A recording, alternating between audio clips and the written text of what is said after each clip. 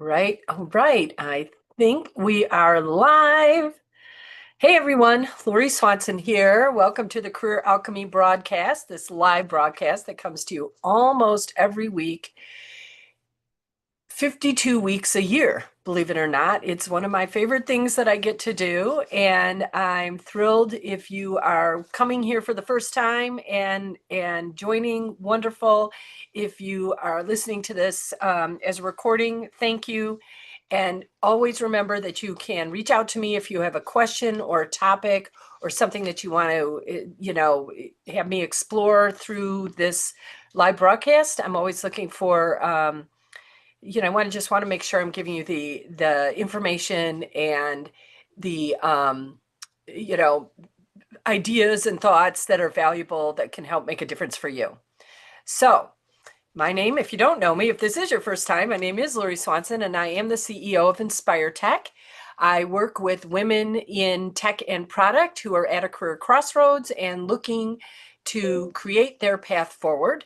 I also am the founder of Career Alchemy Academy. Career Alchemy Academy is a membership community of wise women gathering every week to get coached by me and also to share their wisdom and explore ways in which we can continue to infuse, I would say, corporate culture, specifically looking for ways to change work culture so it works for everybody. So that's the little intro. And every week I come to you with usually something based off the blog that I've written in my newsletter. And you can sign up for my newsletter at the website at the bottom of the page in the footer section of the home page. There's look for inspirations in your inbox. You can sign up. And if you look in resources, that's another way to get to the sign up, as well as being able to look at other career blogs that I've written over all these many, many years. Since 2016, I have been writing every week, I believe. Almost maybe in the beginning of 2016, I wasn't quite, but pretty quickly I went to every week. So that's really amazing to me because believe me, I never thought that would, the years just pile up and you look around and you're like, oh my God, it's been that many years since I've been writing on a weekly basis. And when I started, I told myself, just write one a month, just one a month. And then pretty quickly, as I started, I think like sort of opening up that channel of ways in which ideas and thoughts and things I'd been working with, it was sort of like the floodgates open. It was like, finally, there's a place to take all of this and move it out of my brain and into another, channel, another avenue, which turned into the newsletter. And then my brain just keeps giving me ideas and things because I've considered, like, is this too much? Should I do less? And I'm like, I don't know where I'd go with all my thoughts. So it's a perfect place to go. And now I have LinkedIn Live. So isn't this fun? So what I want to talk to you about today is something that I'm titling 8 Ways to Manage Multiple Priorities Without Losing Yourself in the Process. And it was, I always consider myself sort of the pragmatic, strategic career coach based on all of my 25 plus years helping people successfully navigate job search and as a recruiter, owning my own recruiting firm, and also beyond, really setting themselves up for career success and negotiating powerfully on their own behalf, not only for their initial salary compensation packages, but projects and teams that they wanted to be on and future raises and promotions and things like that. But also a spirit-centered approach to the career, this thing we call our career, our form of service in the world. And so pragmatic, strategic, and spirit-centered approach. And what I'm going to talk about today is hitting on both sides of that. So you'll get a real clear sense of the practical, tactical, as well as the spirit-centered that is covered, inside of Career Alchemy Academy and just how I coach. So during the recent Career Alchemy Academy, one of the women wanted to get some coaching around. She just was feeling overwhelmed by her to-do list. And she said, I just want to kind of figure out a better way to manage this. It's creating stress for me, which I think we can all relate to, right? And so I shared some of the tools that I work with, and I'll talk about them in a little more detail. But one of them that I shared was, we worked with the mindset method as we got started with coaching her, and that's something that I am certified in through Brooke Castillo. And then we talked about the 3D strategy, which was inspired by another Martha Beck, who I also am certified through the Wayfinder coaching community, and I stay very connected to that. And my 3D strategy was inspired by something that she coached us in one of our coaching tools that we were taught. And then finally, what I call the 3 VIPs, and that was inspired by Greg McKeon. And I don't know if I'm pronouncing that right. The reason I was a couple minutes late is I wanted to pronounce his name right, and I kept looking, and I had McKean. And so, Greg, I'm sorry if I'm butchering your name, but everyone should be reading your book, Essentialism. It's amazing. And one of my other coaches, Stacey Bayman, is the one that tipped me off on that book. And through that, I created what I call the 3 VIPs, which is essentially, again, it's not exactly what Greg teaches, but it's inspired by what he teaches in his book, Essentialism. So I was coaching around some of those things when what I love about Career Alchemy Academy happened. After we got through some of my coaching, we turned it over to the community, and the alchemists began pouring in their genius into how they're managing things. So I want to talk about these 8 ways. So get out your pen and paper, or just grab this blog, or re-listen to this recording afterwards. But they're all really cool. Some of them you probably are already using. Some of them you've forgotten about, and you're like, oh yeah, that. And some of them a little bit different. So number 1, make your accomplishments visible. So one of the alchemists, what she does is she puts up Post-it notes, and not just Post-it notes of the different tasks she has to do, but also she color codes those. So maybe it's a team thing, and maybe it's a report thing and is a different color, and maybe it's a meeting thing or a presentation thing. So she color codes those, and she puts them up for the day. And as she completes them, she pulls them off and saves them. And at the end of the week, she reads through them, because we often, part of this heaviness we feel from our to-do list, this overwhelm that people, that the woman, the alchemist had brought in for coaching in the first place, part of that just comes from, at the end of the day or at the end of the week, thinking about more that we have to do and completely forgetting what we've already done, acknowledging and appreciating that. And that's what that Post-it notes, that visible, like, look at these things, look what I did this week. Good job, me. So that was the first one, making the accomplishments visible. The second one that I wanted to talk to you about is letting good enough be good enough. So, perfectionism. This comes up a lot from my women leaders. You'd think, I guess it kind of surprised me, was confidence and perfectionism are 2 very common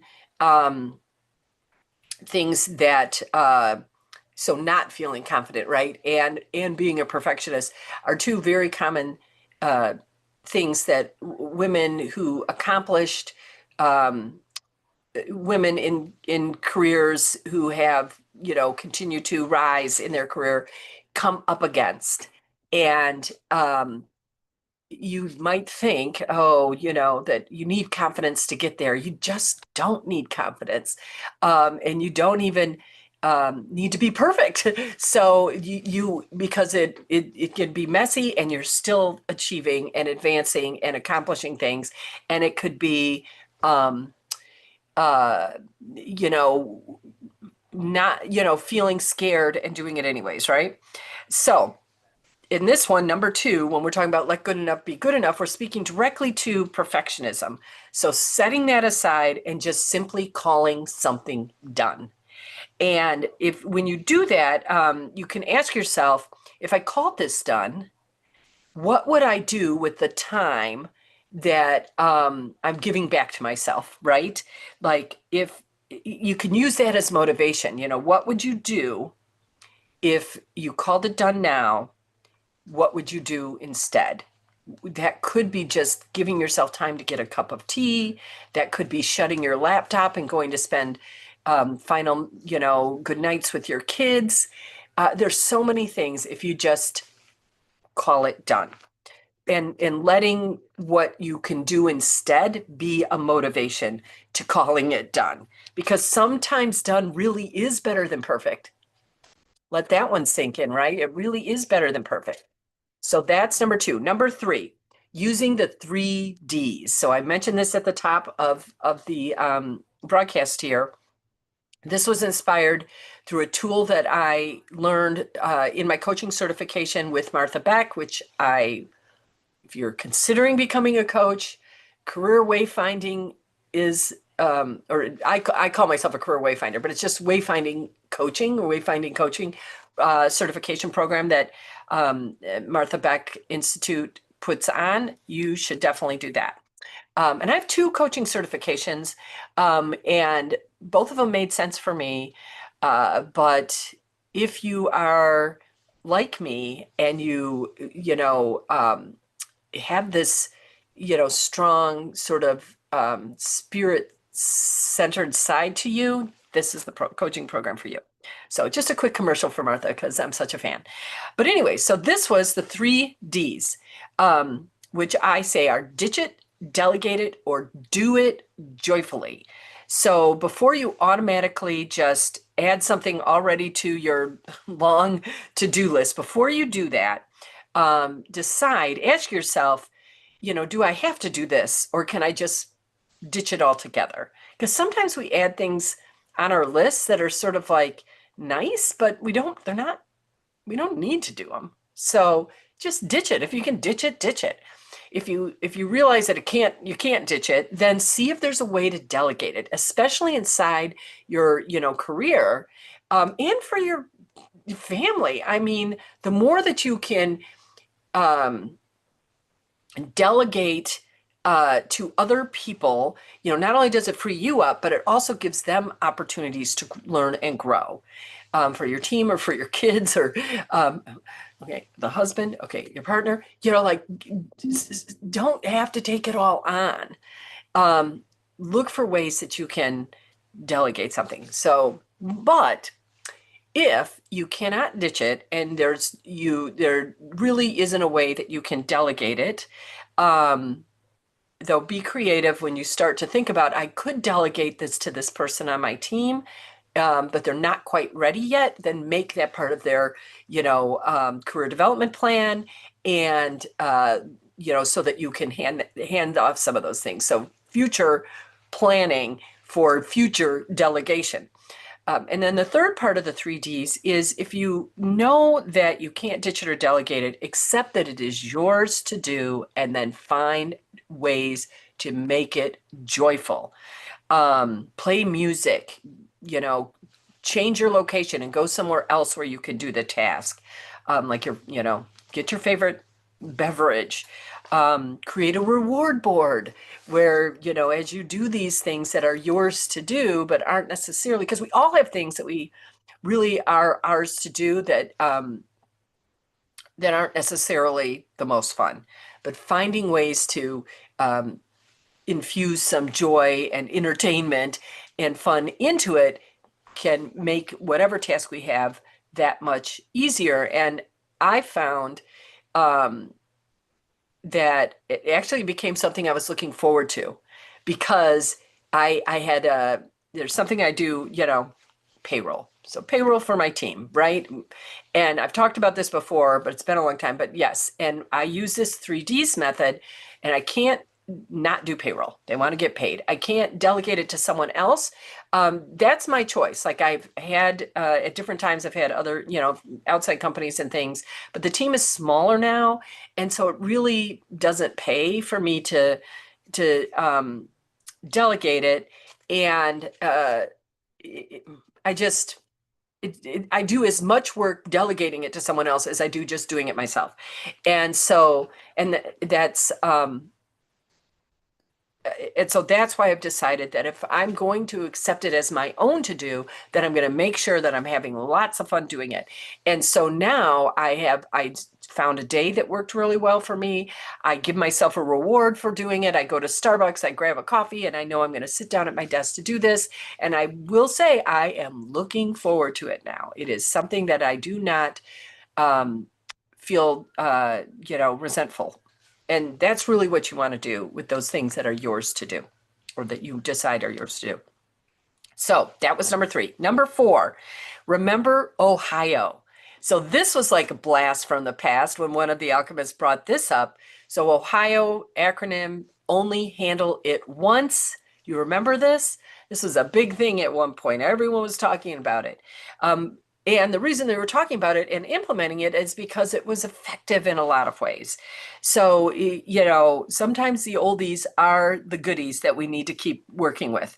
A good example of this is an email comes in and you think I'll get back to that later. And then 3 days go by and it's like running around in your brain. Like got to go back to that email, got to go back to that email, or you completely forget about it altogether. It's like, oh my gosh. And until something happens, right?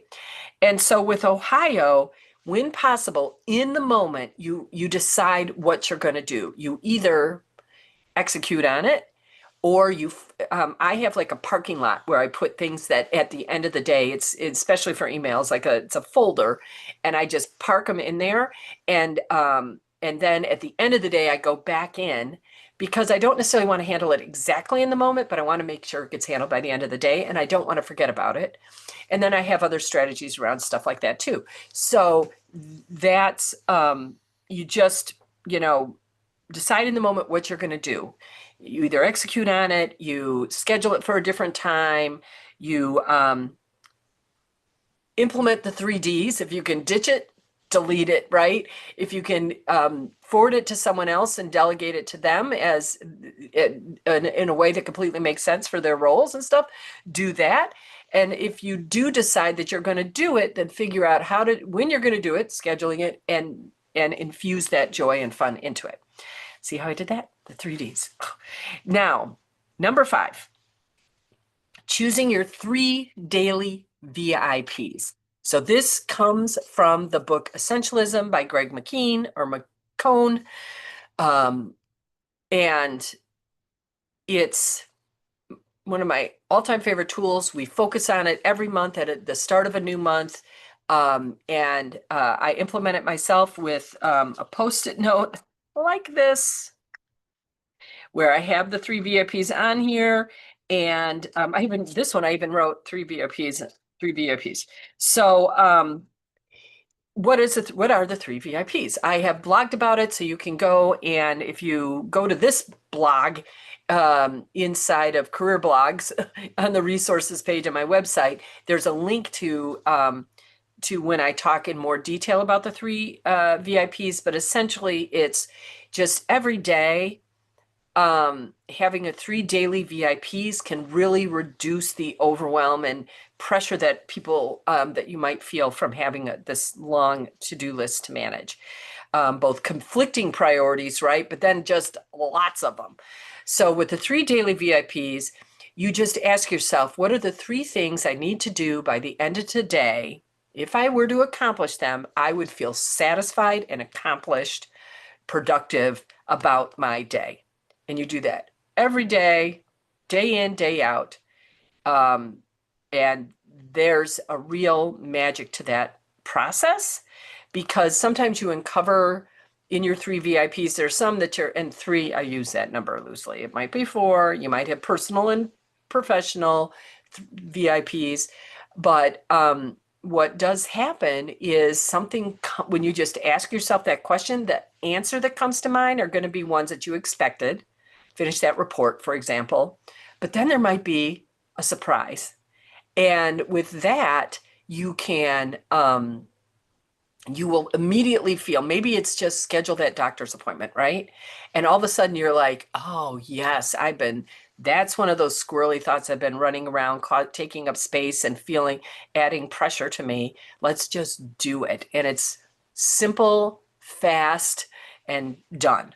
So that's number 5. Number 6, let technology help. So when things start to feel out of control, technology can really help you with your priorities. So you can like get them out of your head and into a system of some sort. So we talked about the Post-it notes. That's one of them, but there's also, that's a manual sort of way to move things from your head onto paper. The 3 VIPs, the same way. I write them on a Post-it note. But then automating things. So there are some tools that were mentioned during the Career Alchemy session, including your favorite AI tools, but Sunsama, Motion, Reclaim, Todoist, and there's many more. I'd love to hear your thoughts about how you, not just around tools though, just how you help manage your priorities when they're starting to feel the overwhelm creep in. But from tools as well as manual processes, as well as tips and tricks. So always just throw your comments in below here. The right tool won't magically solve everything, but it can help create that breathing room you need so that you can be more clear, more calm, and then decide what's next. Number 7, the big one, the big tool is managing your mind, stewarding your emotions. And we do that with the mindset method that, again, I was certified in. It's based off of cognitive behavioral therapy. So it's out there all over the place, but believe me, there's all kinds of great things out there that we just don't use. And I am like always going back to our thoughts are creating our results. If we're not happy with our results, then take a look at our thoughts. And the feelings that we're having have a thought behind them. And so finding out those thoughts and then looking for and exploring ways to come up with new thoughts that have us feeling the way that are, more aligned with the results we want, like magic. And so, and it's probably been one of the most powerful tools that I use. It started with Byron Katie's The Work, and then the way Brooke Castillo teaches it through her certification. And now I kind of, again, have a little amalgamation of those that I use. And it's just the most important thing I think that I've learned through all my therapy, through all my personal and spiritual growth work. This tool is the one. So join us inside of Career Alchemy Academy and make it a tool that you use without even thinking about it anymore, learning how to do it. But it's essentially, looking at what's happening in your mind, where you're feeling overwhelmed, stuck, or convinced that you'll never get everything done. And recognizing that sometimes the problem isn't just that you have too much to do. Sometimes the problem is that everything your brain is telling you about what you have to do, right? So a thought might be, I'll never get this all done. And you can simply change it to, I have the capacity and the capability to decide what matters and then do what is required. So I shifted the thought, and you can tell how your emotions shift when you do that. And so you begin to feel calmer in the process. Your to-do list doesn't go away, but you're feeling calmer and more empowered. And that's what mindset work does for you. And then number 8, the other big one besides mindset is what learning to trust your inner wise self. So, um, you know,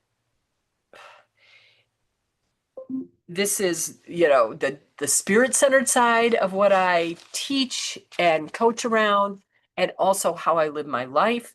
Because if you're anything like me, when you have a decision, to a bigger, especially big decisions, but sometimes small decisions, we first go out to our friends and family, or maybe a boss, or some sort of expert in the field, or a book, or a podcast, or AI.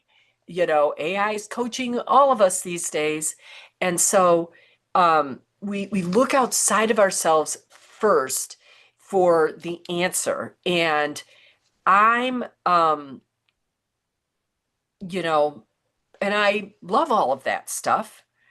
Um, but the beginning of this year, I made a commitment to myself that I was going to start first here. And I'd been doing it, but, for years, but it was more kind of the last, I don't want to say last resort, but sort of like I would do all this stuff externally first, gather all that. And then if I still was feeling unsettled or unsure, then I would tune in. Right. And now I'm like, that's where I go first. And it's amazing. I just can't, you have to try it. I just can't say, but there's something powerful and magical that happens when I tune into my inner wisdom. When you will tune into your inner wisdom, you will experience this. And the more you practice it, it's like you're building this trust with your higher self, that inner wisdom. And then, um, you're going to start to receive more guidance. It'll be more clear, less foggy. Like sometimes why it was last resort for me is it never felt as clear as I had hoped. And it is more of a whisper sometimes. But as I get to like know that voice and have a relationship with that voice, it becomes clearer and more, it's like it's more confident because my inner voice, my expanded self, whatever you want to call that, is like, oh, now you're trusting me and act on it. There's more confidence there. And when you have confidence, you feel more powerful and you speak more clearly, right? And all of that. So you might start, if you're not sure where to start, just to ask yourself, what do I already know? And then listen about whatever you're making a decision on, or what feels most important right now. What do I need? What is mine to do next? These are all kind of prompters to your inner wisdom that can help create answers. But again, it's about listening, and you'll start to notice the difference between kind of the spiritual guidance that comes in through your expanded higher self, inner voice, and your brain offering up ideas. You'll start to notice the difference in that, and you can tell your brain to just relax and take a back seat while you tune in more. And that becomes a practice, right? So unlike any other productivity system, AI tool, or expert, your spiritual intelligence, this relationship that you have with your inner voice, your spiritual board of advisors, your spiritual guidance system, whatever you want to call it, expanded self, soul, guardian angels, like all of this is always available to you. You don't have to have a computer or a phone, or be at the library, or go find your partner or your best friend. You have it within you, and that's always with you, always available. And that if there's no other reason to create a relationship with this part of yourself, that's it, right? So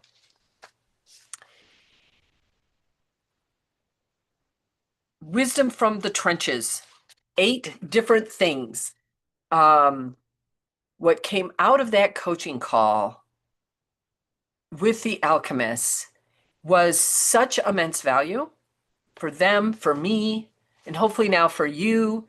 And it's what happens when women come together, women in, regularly sharing what works for them, offering support, offering just simple, like, we're here with you, not answers, not always answers, not always next steps, but sometimes just um, a soft landing, right? A place to be together to help create more peace and also productivity in careers and lives. That's what came out of that call. Was I really saw it that day, like, this is why we're doing this. And it's not always in a way that seems logical. It can require making a decision and then finding the courage to do something different than you've done before. Um, it's that power of the practical plus the tactical plus the strategic coming together with the spirit centered approach. And then you're unstoppable. It's like,